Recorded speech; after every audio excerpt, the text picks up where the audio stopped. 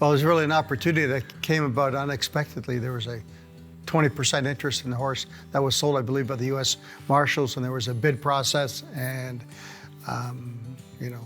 anyone was invited to bid, and we were very aggressive with our bid, well ahead of present-day value.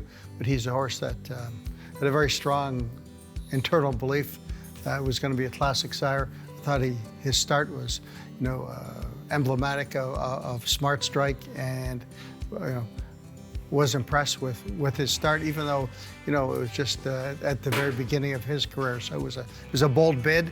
It's one that we sort of did on belief, and we're well ahead of the curve. And fortunately, the horse has more than delivered and proven to be a great sire. So it was the only real opportunity to get involved with the horse, and we were able to further our relationship with Barbara Banke, hugely important. And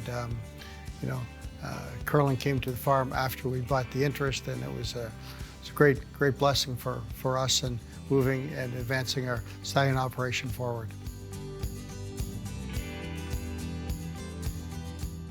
We bring Curlin out for shows, and when people come and visit with Curlin, I mean, he just has a presence. You can feel it.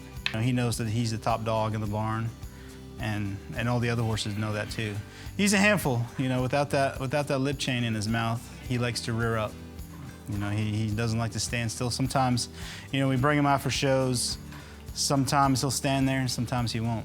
It just matters what kind of mood he's in. If he's in a good mood and quiet mood, he'll stand there and not move like a statue. People can get their photos with him. But some days, which is most of the days, he won't stand still. He won't stand up. He'll just keep moving. You got to keep moving him around. Then he'll get upset, and so you got to cater to him, obviously. I think great sires are great sires. The Mr. Prospector influence, while primarily a dirt influence, works both ways, dirt and turf. Deputy Minister, Vice Regent in his pedigree. Bates Motel in the Third Dam, he's by Survivor, turf influence. So I think there's enough influences both ways where if you breed the right type of mare to him, the aptitude of the progeny really is a reflection of not only the sire but the dam. So the more turf opportunities he would have for that sort of distaff turf pedigree, I think the more turf runners he would get, he will get. So I don't think he's limited by any surface, any distance. He's just a world-class sire, and there's very few like him. There's not a lot of sires that, the further they go, the better they get.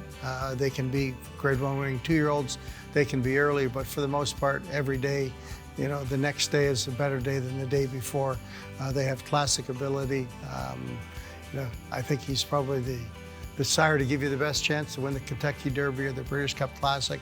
True mile and a quarter horses that, their aptitude allows them to run their very best at the classic distance. And, everybody's seeking to win those important, unique races, and Curlin certainly puts you in a position to do so.